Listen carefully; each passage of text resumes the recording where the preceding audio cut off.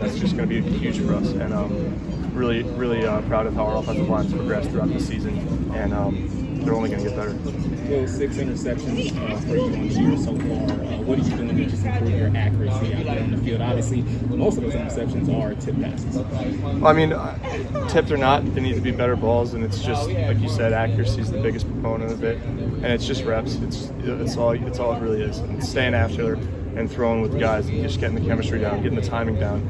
Footwork's big. I can't have different footwork in the game than I did in practice all week. I feel like I need to dial that in and just trust myself that when I get into a game, when the bullets are flying, sure, it's going to be a little hectic, but I need to just trust my instincts and trust what I've been practicing all week.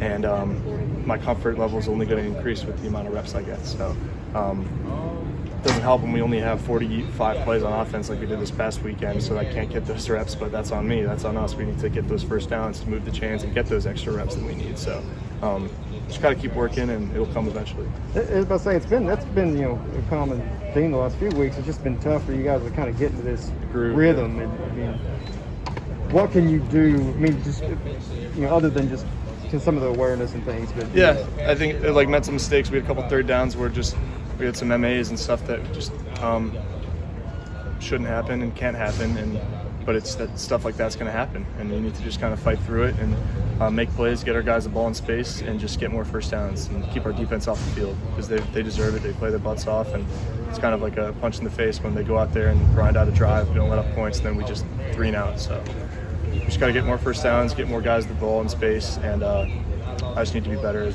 running the offense in general. When you're watching a guy like Cavassi run through, man, what can that do?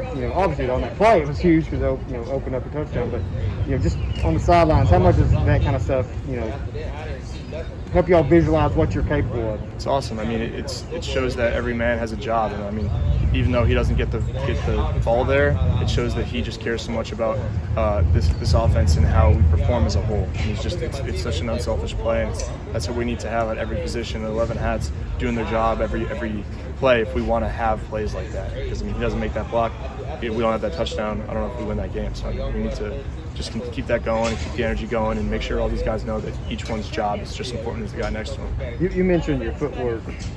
When you were bringing up some of the things you need to work on. What's different in practice? What are you feeling in practice and games that's maybe different with that? I think just when I get to games, sometimes I speed it up, and just obviously the defense flies around a little more in the game than they do in practice, and I just get too quick with my footwork and get a little antsy. And I just need to get more settled in and just trust my slower footwork, trust slight pocket movements, not over moving in the pocket, and going through progressions, but just escaping and continuing to make plays with my legs when I can. But I think that just the more reps I get, the more those downfield concepts are going to start connecting. Is there anything in practice you can do to kind of help with that? Like, can you just send Josh flying at you a little bit faster? No, I think it's the opposite. I think it's what I need to do in a game should be the same as what I do in practice, and I need to start emulating that. Will, how important is the tweet about you taking the O-line out? I mean, that obviously – a lot of quarterbacks do that for obvious reasons, but the bonding, that having meals with that position group, how important it's awesome. I appreciate them so much, and I mean they do so many things that they don't necessarily get a lot of recognition for, and like they know that. I mean, if you want to be an offensive lineman, you got to be one of the most unselfish guys on the planet. So, just wanted to show them. Ever since the NIL deals got passed, I wanted to make sure I did something like that, and got that deal settled a couple weeks ago. Just finally started to be able to take them out after the South Carolina game. And we'll be doing that for the rest of the season. So it's really special, and just a great way to get them a well-deserved meal. Who's the most impressive eater? Me.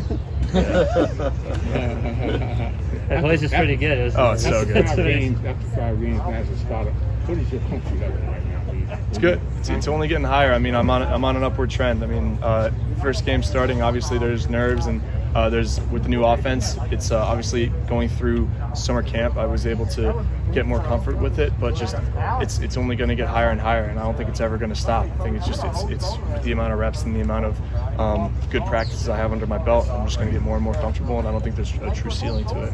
In other words, you're not pressing. Mm-hmm. You're not pressing to make a play. Correct. But you're being more comfortable. That's what I'm trying to find. Yeah. Thank you. All right. Thank you. Appreciate it, Will. Thank you. Thank you. How did it feel when you leaped over that guy?